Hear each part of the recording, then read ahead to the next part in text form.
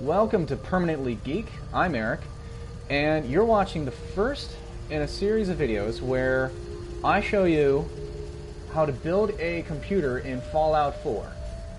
And I don't just mean the terminal that you can craft in Fallout. I mean building a real working computer from the ground up with the basic components that are used in pretty much all computers. Now, now just a note, this is live, so it probably won't get much editing magic by Randy. And I'm just doing this, in my living room. So if you hear dogs barking or cat meowing because she crawled up on my lap, just keep that in mind. So we'll be making a computer from basic components in Fallout 4, and we can do this because the Contraptions Workshop DLC was just released earlier this week, and it included some components that you can use to make computers, that they act like the basic components used in real computers. So we'll be making a full computer from the ground up. If you're interested in this kind of stuff and you want to read more about it, I suggest the book Code, The Hidden Language of Computer Hardware and Software by Charles Petzold. In fact, I may be doing some very similar things from that book. So, what is a basic component of a computer? It's the humble switch. You all know how a switch works. You have power going into it, and when it's closed, nothing's coming out. Or when it's open, nothing's coming out. When you close it, you do get the power coming out. That's basically it. Now things get interesting when you have another electrical signal controlling that switch. And you can do that with, say, you have the incoming signal is going through some loops of wire, and when you have current going through a loop of wire, that becomes a magnetic field. Now say that magnetic field pulls the switch closed, so you have a signal coming in, magnetic field pulls that switch closed, it goes from off to on. You can also have it the other way. It could be normally on when there's no incoming electric current. And when you do, the electrical current will create that electromagnetic field, and it'll open the switch. And so it's kind of like a inverted way of doing it. That's called a relay. Now, relays were used in things like telegraphs back in the day. Let's say you have a telegraph and you have miles of wire. After so many miles, that electrical signal will get degraded, and you have to boost it back up if you want to keep it going even longer. That's where relays come in. So that incoming signal would go into some kind of boosting station, and if there was a signal on coming in, it would close the switch, and fresh power coming in would go out, and it would be a boosted signal going out. And whenever the signal would stop coming in, the switch would open back up, and it would propagate the, not signal. So what do we use switches for inside of a computer? How do we take advantage of a relay in a computer? Well, it turns out that you can use relays to create logical operations. Now, in logic, you have values like true and false. You can think of a signal, when you have a signal, electrical signal, that can be true, or we'll call it 1 for shorthand, as we'll see. And false will be no signal, or 0. Now, what are some of the logic operations? Well, we have one of the logic operations is the AND operator. That works like the normal and that you would in normal conversation. Let's say someone says, I killed a deathclaw and a behemoth. If you never killed a deathclaw and you never killed a behemoth, saying I killed a deathclaw and a behemoth, that would be a false statement. If you only killed a behemoth, but you didn't kill a deathclaw, saying you killed both, again, would be a false statement. And if those were switched, it would still be false. It would only be true if you actually did kill a deathclaw and you killed a behemoth. So how do we turn switches into that operation? Well, let's say these are some of the new components from the Contraptions Workshop DLC. They will act as our relays. We have power going in. It's going in from the generator, power going into the input. And then we have this switch controlling our input.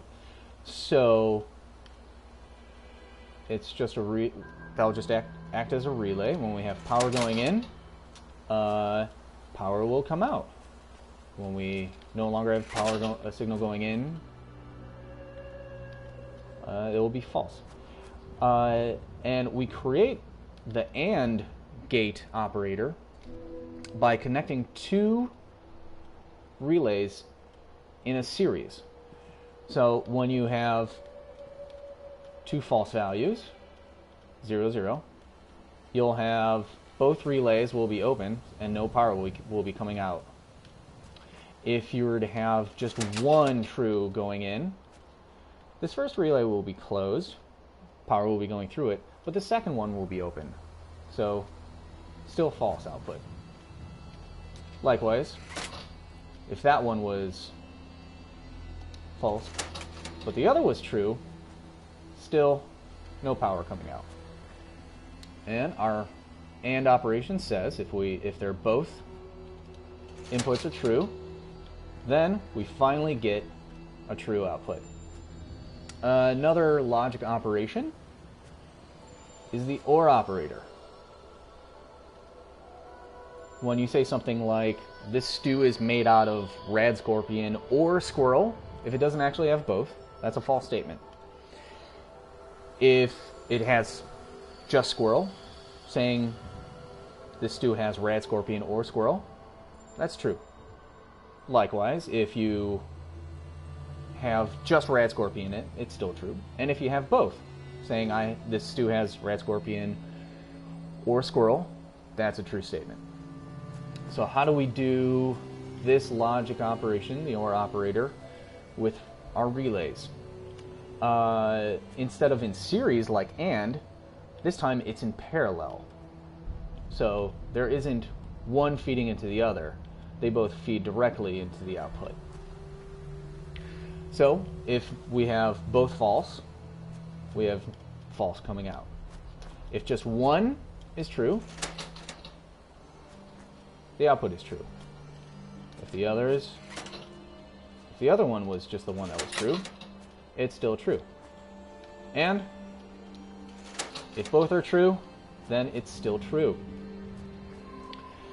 Now another operator, logic operator, that you can do with relays. Remember how I said you can have a relay that is kind of the opposite when it's normally closed. So it's normally true when you don't have a signal going in. So you have a false or 0 going in, but true comes out. The signal becomes inverted. That's like the NOT operator. And likewise, if you have a signal coming in, that'll open up the switch, and then it becomes a NOT. So false becomes true, true becomes false. That's the NOT operator. That's kind of like saying, I killed a deathclaw. If that statement was true, saying the statement, I did not kill a deathclaw, that becomes false, because you really did. And I don't know why you would lie about killing a deathclaw. That's pretty cool. So those are our three operators. We have AND, OR, and NOT. And that turns out to be a functionally complete, forgot the term, logically complete set of logic operations. With those three logic operators, you can build any other kind of combination of logic operator. And I was actually using these relays. These are actually AND gates. So what I did here, I just made this AND gate act as a relay. But we don't need two of these. We just need one of these, and then we can AND as many signals as we want here, and it'll do the same thing. So these are our AND gates. Fallout also has the logic gates are under the power section in the settlement crafting. So you have AND gate. Here's our OR gate. Notice the symbols. So this is the symbol for an AND gate. It has a flat side for the inputs and then rounded for the output. One way I like to remember that is AND begins with A, which has straight lines in it.